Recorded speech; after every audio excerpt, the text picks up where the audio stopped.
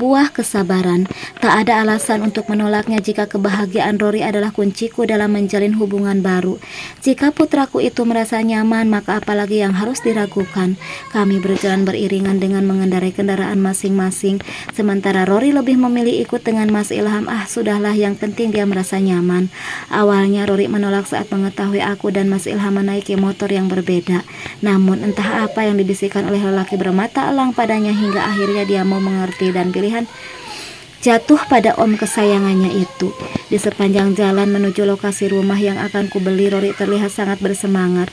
Bocah yang sebentar lagi masuk pendidikan usia dini itu bercerita banyak hal pada Mas Ilham tentang hafalan doa-doa harian, sampai surat-surat pendek dibacakan semuanya. Wah, hebat, siapa yang mengajari? Tanya Mas Ilham dengan suara yang masih bisa ku dengar. Ibu, sahut Rory dengan suara keras, membuat lelaki yang sudah mengganggu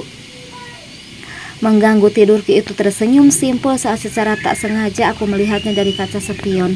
Setelah kurang lebih setengah jam berkendara, akhirnya kami sampai di sebuah rumah sederhana, namun terlihat sangat asri dan nyaman. Masya Allah, bagus banget Mas, sederhana tapi terasa nyaman dan enak dipandang. Alasannya apa pemiliknya menjual rumah ini Mas? Tanyaku sambil berjalan mendekati beberapa bunga anggrek yang sedang mekar. Mereka akan kembali ke kampung halaman, sahut Mas Ilham singkat sambil terus mengawasi Rory yang sedang melihat kelinci di dalam kandang. Sayang sekali rumah senyaman ini harus dijual, gumamku dengan pandangan memindai sekitar. Berapa ini Mas? Lagi aku bertanya. Orangnya minta 300, tapi bisa ditawar kok. Kalau kamu suka tawar 150 sampai 200 aja. Orangnya sekarang tinggal di mana Mas? Tanyaku yang ingin segera bertemu dengan pemilik rumah ini. Sungguh sayang kalau sampai jatuh ke tangan orang lain. Sebentar lagi datang, aku sudah menghubunginya, sahutnya sambil memasukkan ponsel jadul miliknya. Benar kata Mas Ilham, tak berapa lama sepasang muda-mudi datang menghampiri kami yang sedang duduk di bawah pohon mangga. Rupanya pemilik rumah ini masih sangat muda, mungkin pasangan baru, batinku. Mbak Saras ya? Tanya si wanita sambil mengulurkan tangannya padaku. Lila, ucapnya saat kami berjabat tangan. Ayo Mbak, aku tunjukkan sebagian dalamnya, ajaknya kemudian. Mas ayo, ajakku pada Mas Ilham, entah mengapa aku ingin sekali mengajaknya. Pokoknya rasanya nyaman kalau berjalan dengannya. Kami menyusuri setiap sudut rumah yang sebenarnya cukup luas di dalamnya. Ada 4 kamar, 2 kamar mandi, di dapur ruang-ruang keluarga, dan Anur ruang makan. Mbak, apa alasannya sampai menjual rumah ini? Apa nggak sayang? Rumahnya nyaman banget, sepertinya juga masih baru. Pertanyaan yang sedari tadi menjadi teka-teki ini sudah terucapkan membuatku sedikit merasa lega. Sebenarnya kami sangat menyukai tinggal di sini Mbak, tapi kami akan mengikuti orang tua kami yang merantau di Kalimantan, balasnya sambil terus berjalan. Loh, bukan mau pulang kampung? Tanyaku lagi mengingat perkataan Mas Ilham tadi. Bukan Mbak, ucapnya sambil membuka pintu belakang. Nampak beberapa tanaman bunga sayur mayur, ada juga beberapa tanaman toga. Sungguh pemandangan yang sangat menyejukkan mata. Masya Allah, ini semua kamu yang nanam Mbak? Tanyaku antusias dan hanya dijawab anggukan kepala olehnya. Setelah melakukan penawaran, akhirnya harganya bisa turun beberapa persen. Alhamdulillah, mungkin ini rezekinya kami semua. Tak lupa aku mengabari ibu untuk semuanya, menceritakan semua yang kulihat di sini. Sepulang dari rumah tadi, Mas Ilham membawa kami ke sebuah taman yang cukup indah. Kebahagiaan nampak jelas terlihat dari wajah Rory. Bocahku itu selalu ceria dan tersenyum selama perjalanan tadi. Om, ibu, serunya sambil melambaikan tangan dari tempat bermain anak-anak. Kami pun membalas melambaikan tangan. Hati-hati Mas, seru Mas Ilham membuatku mengernyitkan dahi. Sejak kapan dia memanggil Rory dengan sebutan Mas? Gak usah kaget seperti itu Mbak. Maaf kalau lancang, tapi dia kan cowok, jadi sudah seharusnya dipanggil gitu kan? Ujarnya bertanya seolah mengerti dengan apa yang kupikirkan. Iya Mas, sahutku dengan suara yang gugup bercampur senang. Aku merasa Mas Ilham punya maksud lain dari perkataannya. Mungkin Mbak Saras, apa sudah punya jawaban atas pertanyaanku kemarin? Sudah 3 hari dan itu sudah membuatku resah dan gelisah. Mbak, tolong jangan kau biarkan terlalu lama aku menunggu, karena rasanya sungguh tidak enak. Candanya yang langsung membuatku tersipu malu. Sebelumnya tolong jangan panggil Mbak, sepertinya Dek lebih enak didengar, ucapku sambil menoleh padanya. Dan seketika lelaki berkulit coklat itu mengalihkan pandangannya karena terpergok sedang menatapku. Apa Mas Ilham bisa menerima Rory? Menganggapnya seperti anak sendiri? Pertanyaan yang sudah terlihat jawabnya, namun aku ingin mendengar langsung dari bibir yang tak pernah menghisap rokok selama bersamaku itu. Aku akan melupakan kalau dia bukan darah dagingku. Menyayanginya sama seperti menyayangi adik-adiknya kelak. Balasnya yang tak mampu membuatku kembali tersipu malu. Semoga itu tak seperti janji ketua partai saat sedang kampanye. Balasku spontan, membuatnya terkekeh saat mendengarnya. Jelas bukan, karena aku tak sedang kampanye. Kelakarnya membuatku sedikit kesal. Kukira dia akan mengatakan kalau aku sangat mencintai kalian. Aku serius Mas. Aku lebih serius lagi dek.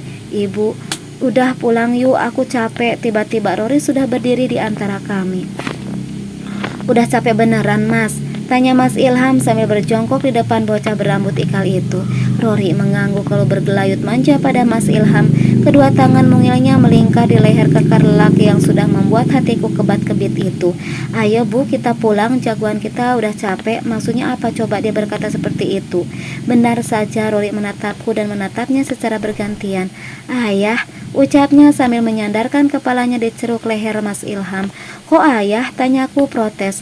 Bocah itu kembali mengangkat kepalanya. Iya Bu, teman-temanku kalau ada yang panggil ibunya ibu, dia dipanggil ayah. Ade kok Mas Ori, kata Om. Ayah, aku harus dipanggil Mas karena nanti akan punya adik. Ayah itu dek, kenapa kamu meributkan panggilan itu? Apa itu berarti kamu menolak cintaku? Tanyanya saat sampai di tempat parkir. Ada rasa yang sulit untuk dilukiskan dengan kata-kata saat mendengarnya. Namun aku segera menguasai diri. Bukan begitu Mas, tapi kita kan belum menikah, jadi gak enak kalau didengar orang. Kayak gimana gitu? Kalau begitu ayo kita menikah agar tidak kayak gini terus, sahutnya dan lagi-lagi membuatku tersipu. Ibu menyambut baik rencana kami, bahkan dia menyarankan untuk menyegerakannya. Niat baik lebih baik, lekas laksanakan, ucapnya waktu itu. Setelah selesai melakukan pembayaran rumah dan mengurus surat-suratnya, kami melakukan akad nikah di kantor urusan agama dengan wali hakim. Karena dari pihak Bapak sudah tidak ada lagi, sementara dari pihak Mas Ilham hanya tetangga dan orang-orang sudah lama mengenalnya yang menjadi saksi. Lelaki yang telah menghalalkanku itu sebatang kara di kota ini semenjak kakek dan neneknya meninggalkan dunia. Dengan mengucap basmalah kami bermulai hidup baru dan yang lebih menyenangkan. Sebulan setelah kami resmi menjadi suami istri dan menempati rumah baru, Mas Ilham memberikan kejutan yang luar biasa.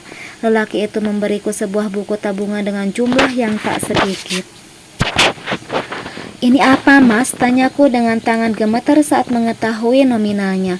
Belum hilang terkejutanku, Mas Ilham kembali menyerahkan sebuah gulungan kertas yang ternyata sebuah sertifikat rumah atas namaku. Apa ini Mas? Lagi aku bertanya.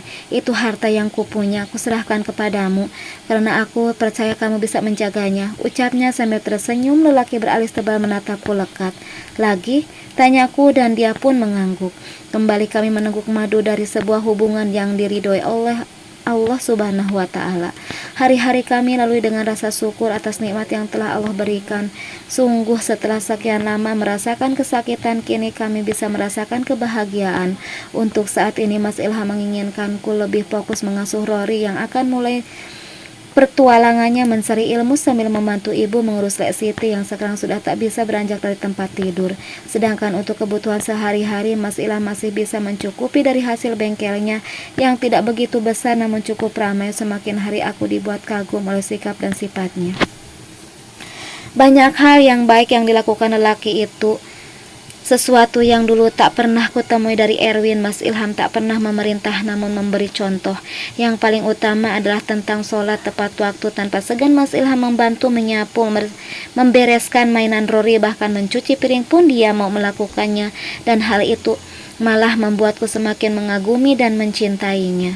Aku juga mulai belajar memakai jilbab dalam keseharian, mencoba menutupi aurat yang katanya bukan hanya aku yang berdosa atasnya, namun Bapak Rory bahkan dirinya pun ikut menanggung dosanya. Astagfirullah, ampun dosa-dosa hamba ya Allah. Sekali lagi, tak ada yang kekal di dunia ini termasuk kebahagiaan yang selalu bersanding dengan kesediaan. Kembali kami meneteskan air mata setelah sekian purnama menyulam kebahagiaan.